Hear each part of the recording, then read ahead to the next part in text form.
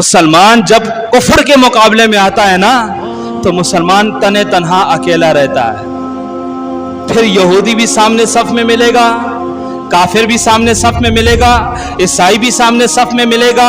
किसी भी तरह के मजहब से मुशरिक से ताल्लुक रखने वाला शख्स आपको मुसलमान के मुकाबिल ही मिलेगा, क्योंकि मुसलमान कुरान हमसे ये कहता है ला तत्तखिजुल यहूदा वन नसारा औलिया, ए ईमान वालों तुम्हारे दोस्त यहूदी और नसरानी हो ही नहीं सकते।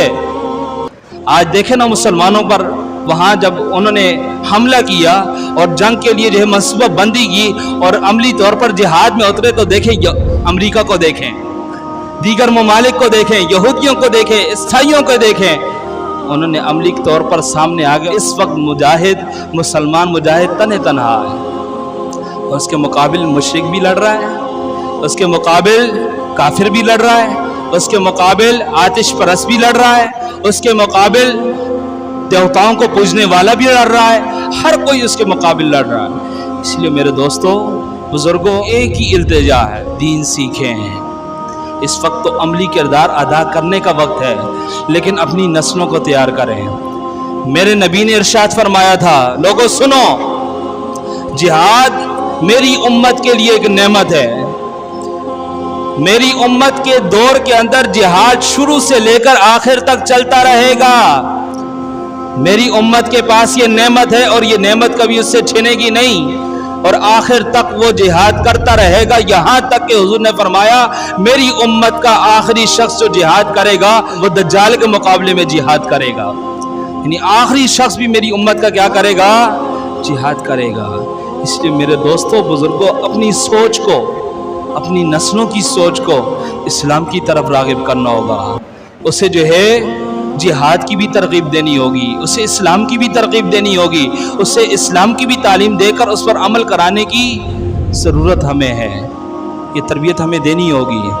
अगर हिंदुस्तान का इस वक्त मौजूद हालात आप उठाकर देखें, वो ये कहते हैं सूरह तौबा, उन्होंने ये कहा कि सूरह तौबा की फलां फलां आयतों को निकाल दो। क्या मैं कह रहा हूँ? सूरह तौबा की इतनी 11 या 12 आयतें हैं, इनको निकाल दो, क्योंकि वो सारी आयतें दहशतगर्दी पर मबनी है। सूरह तौबा की 11 से 12 आयतें, यानी सूरह तौबा पूरी जिहाद के मुताल्लिक है, और उसमें मुसलमानों को हुक्म मिला कि इन काफिरों से जिहाद करते रहो यहाँ तक कि पूरी दुनिया के अंदर अल्लाह का नाम आ जाए, पूरी दुनिया के अंदर अल्लाह का नाम नुमाया हो जाए और सब अल्लाह को मानने वाले हो जाए। उस वक्त तक काफिरों से जिहाद करते रहो। इसीलिए वो दोस्तों, मुसलमानों, मेरे भाइयों, वो कहते हैं कि ये दहशतगर्दी पर मबनी आयतें इनको निकाल दो। लेकिन अगर जिहाद का मुनकिर मुसलमान हो जाएगा फिर कैसे काम चलेगा? जिहाद तो मुसलमानों का अहम रुकन है, मुसलमानों की नेमत है, मुसलमानों का शिआर है।